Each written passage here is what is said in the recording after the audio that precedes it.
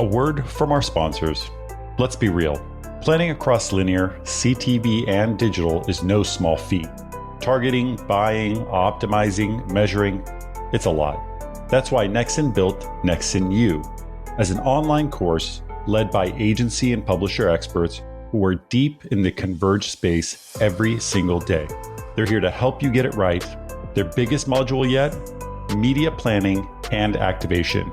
It's now live and packed with expert tips, campaign walkthroughs, and a certification badge to prove your skills. Start learning today by going to u.nexen.com. Again, that's u.nexxen.com. This podcast is brought to you by AudioHook, the leading independent audio DSP. AudioHook has direct publisher integrations into all major podcast and streaming radio platforms, providing 40% more inventory than what could be accessed in omnichannel DSPs. What's more, AudioBook has full transcripts on more than 90% of all podcast inventory, enabling advanced contextual targeting and brand suitability. AudioHook is so confident that in addition to CPM buys, they offer the industry's only pay-for-performance option, where brands can scale audio and podcasting with peace of mind knowing they are only paying for outcomes. Visit audiohook.com to learn more. That's audiohook.com.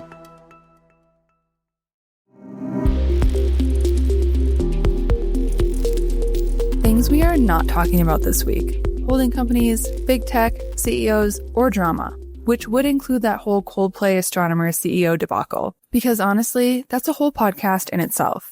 I'm Kait with Marketecture, and this is The Refresh, your weekly download on what went down in advertising. Today is Monday, July 21st, and this week on The Refresh, we're covering the Trade Desk entering the S&P 500, NBCUniversal wrapping up their upfronts, and Delta using AI to create dynamic flight pricing. Many thanks to our sponsor FreeWill for their continued support.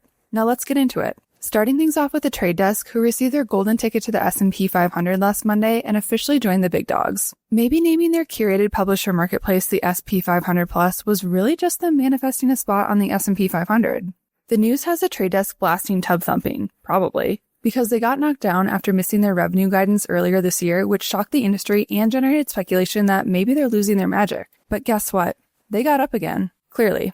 At the time, I said I thought that they were going to be just fine because honestly, everyone has bad days, and as it stands right now, it looks like the kids are going to be alright. That said, it's entirely realistic to expect that they'll hit choppy waters again at some point, especially given the volatility in the tech and ad tech landscape at large, but for now, let's celebrate their win with them. To get to the S&P 500, the Trade Desk edged out other major players like Robinhood and AppLovin to replace Ansys in the index after Ansys was acquired by Synopsys. The announcement of their addition saw the Trade Desk stock surge 14% on July 14th. More good news for the Trade Desk, at least in the near term, stocks that are added to the index see an average of a 13 to 14% bump in the 12 months following their inclusion. The Trade Desk's addition to the S&P 500 reflects its financial strength, consistent profitability, and steady influence over the digital ad ecosystem. With a $40 billion market cap as of this recording, strong liquidity, and a dominant position as the largest independent DSP in the space, particularly within connected TV, AI, and industry-leading tech like UID 2.0 and OpenPath, it checks all the boxes for inclusion. The Trade Desk's entrance also marks the first time in more than 2 decades that a pure-play independent ad tech company has made it into the index. That means the significance of this moment goes beyond mere market mechanics. It's a noteworthy milestone for ad tech as a whole, validating the industry as a mature sector, capable of meaningful innovation that will drive the larger advertising industry forward. While this announcement is a clear win for the Trade Desk, it's also a win for the larger industry, reinforcing the idea that programmatic is now foundational and that independent ad tech players can and will build tech that is uniquely differentiated while building long-term trust, scale, and relevance, even in a market dominated by giants like Google, Meta, and Amazon. Next up, we have NBCUniversal, who just had what it's calling its most successful upfront in company history, and it's sports that stole the show. Fresh off of landing an 11-year deal for NBA rights, NBCU saw a 15% increase in total upfront ad commitments across its news, sports, and entertainment inventory, with a whopping 45% jump specifically tied to sports. And this is a category they position themselves to dominate. This year alone, they'll own access to massive tuning events like Super Bowl 60, where ad slots are reportedly going for $8 million, the 2026 Milan Olympics, and the FIFA World Cup.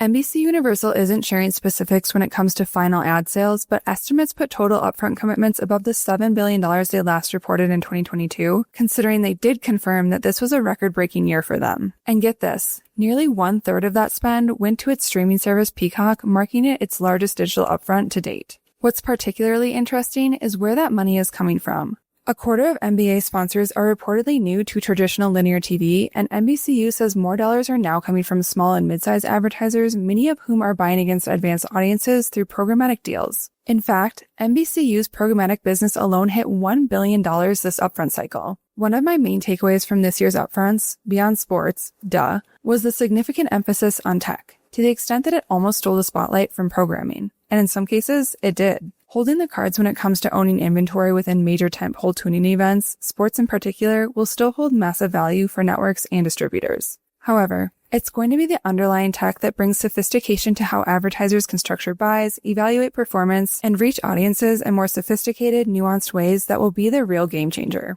Finally, let's close out by talking about Delta's plan to infuse AI into establishing airfare costs, creating a much more nuanced, personalized approach, according to them. By the end of 2025, Delta says it wants 1 in 5 domestic fares to be individually set by artificial intelligence. Right now, only about 3% of tickets use this AI-driven pricing model, but the airline is scaling fast through a partnership with Fetcher, a tech company specializing in dynamic, predictive pricing. The idea is to eliminate static pricing altogether in favor of real-time, hyper-personalized fares based on supply, demand, timing, and other signals like user behavior and booking history. The end goal is greater precision and profit, with early results from tests finding the approach amazingly favorable, according to Delta leadership. The shift represents a fundamental re-engineering of airline revenue strategy. Delta has likened the model to a 24/7 super analyst constantly simulating how much a traveler might be willing to pay at any given moment. Honestly, unless they're factoring what kind of perk it would take to get me to smash the purchase button without hesitation, I might be a lost cause. I love a good deal, especially on travel, and I'm pretty sure I'm not alone here. Naturally, not everyone is celebrating. Critics have labeled the strategy surveillance pricing, and lawmakers are already signaling potential regulation. There's growing concern that AI-driven pricing could exploit consumer data in opaque ways, reinforcing inequalities or even drifting into legally gray territory. Without transparency or public pricing records, it's difficult to know whether certain groups are being charged more than others. In theory, AI could offer discounts to price-sensitive travelers. But in practice, early signs suggest that wealthier consumers are getting the better deals. Honestly, the whole thing is kind of giving Wendy's surge pricing experiment. The use of AI to establish more personalized pricing is only a good deal if it puts the consumer's best interests first and avoids any potential bias while doing so. Unfortunately, I think we've seen enough examples of profits being placed over people, especially in the airline industry, that it would be blithely optimistic to assume otherwise. That's all we have time for this week. Thanks for joining us for the refresh, and we'll catch you next week.